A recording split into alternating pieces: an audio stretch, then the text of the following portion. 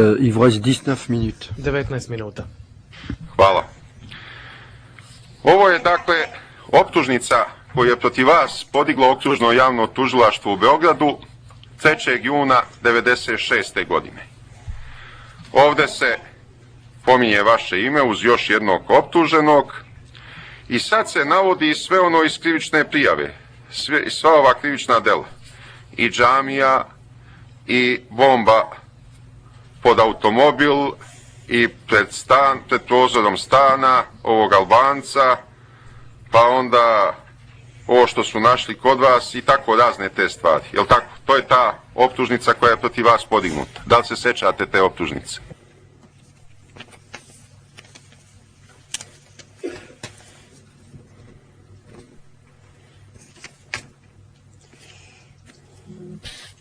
Pretpostavljam da je to, ali ne znam, nisam siguran, nisam nigde potpisao, ali pretpostavljam da jeste.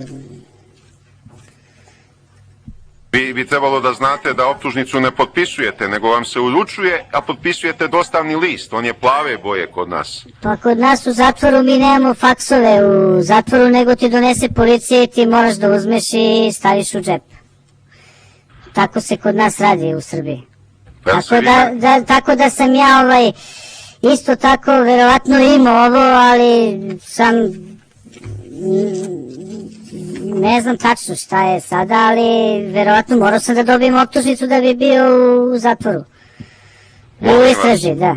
Molim vas, gospodine VS 033. Bio sam ja i u srpskim zatvorima, ali ne zbog terorizma, ne zbog kriminala, nego isključivo zbog političkog delikta mišljenja. Svaki put kad vam neki dokument zatvorska straža donosi od suda ili od tužilaštva, vi dobijete jedan plavi papir na kome potpisujete da ste primili. Dakle, ne potpisujete na samom dokumentu, nego na jednom plavom papiru. Kao kad dobijete sudski poziv, isti takav papir imate. Nemojte sada da napadate sudsko pravosuđe u Srbiji. Ako ima neko razloga da ga napada u prethodnim decenijama, onda sam to ja, ne vi. Sad imamo ovde početak suđenja, to je dokument broj 21. Molim vas da ga stavite na grafoskop, samo da ga vidimo. To je dakle zapisnik o glavnom pretresu. Mi vidimo sada na sljedećoj strani osnovne formalnosti da su tamo obavljene, pa ispitivanje prvo okrivljenog, pa na strani 4 ovog dokumenta, odnosno 23. strani seta dokumenata, vidimo šta ste vi izjavili u sudnici, u toku, dakle, saslušanja okrivljenog. U našem pravosudnom sistemu, kad započne glavna rasprava, prvo izjave daju optuženi, pa se onda izvode svedoci, izvode se dokaz, jel tako? Ovde se u zapisniku kaže da ste vi primili ovu optužnicu, za koju se sada ne sećate, da ste je razumeli, da ste njen sadržaj razumeli i da svoju odbranu dajete u prisustvu branioca. Ja neću navoditi ime vašeg branioca, a i lično ga poznajem. Konstatuje se da je okrivljeni dao svoju odbranu kao na zapisniku kod istražnog sudije na dan 22. aprila 1996. godine. Jel' tako? Ovde se to konstatuje, a sad ćemo pogledati koja je to vaša izjava od 22.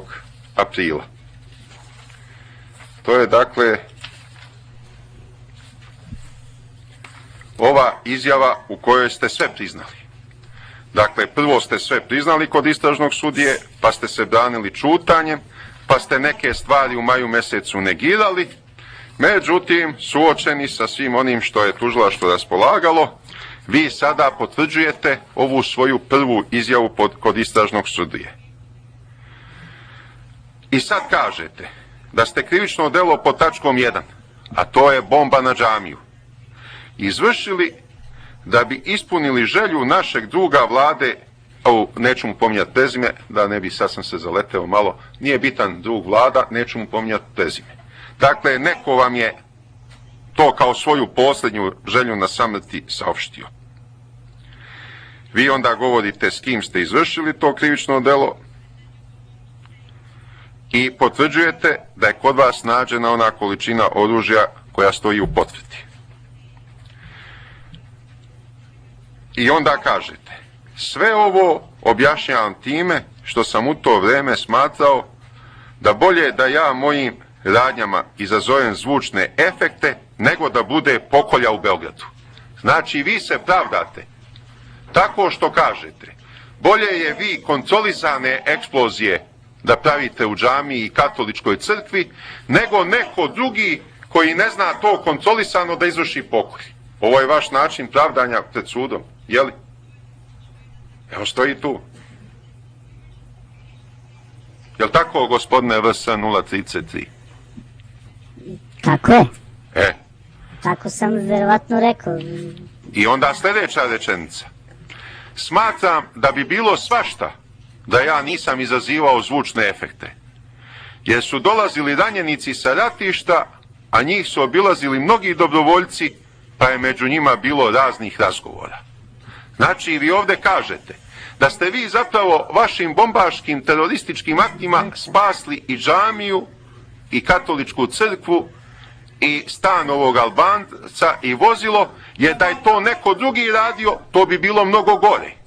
A vi ste to uradili, pa oni drugi koji su eventualno želeli, sad su već bili destimulisani jer je već posao obavljen. Je li to smisao vaše ove izjave?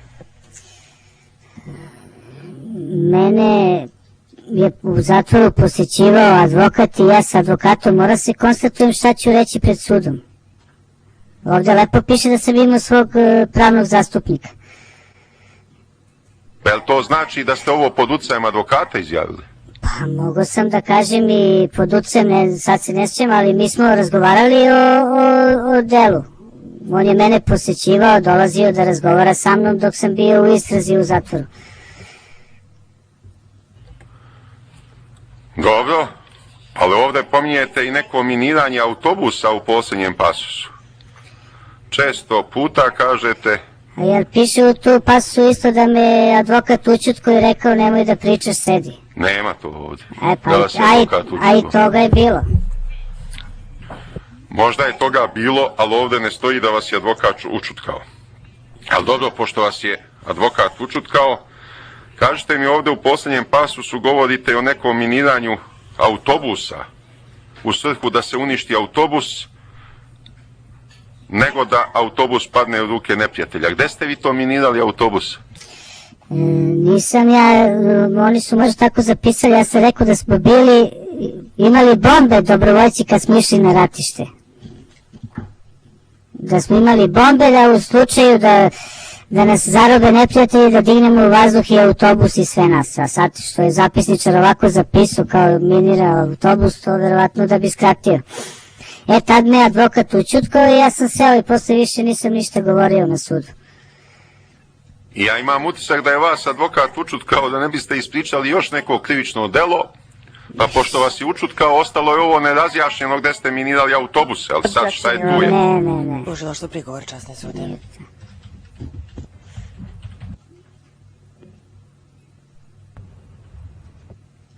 I'm not sure where Mr. Sheshel is going with his line of questioning, but to the extent that this violates the attorney-client privilege.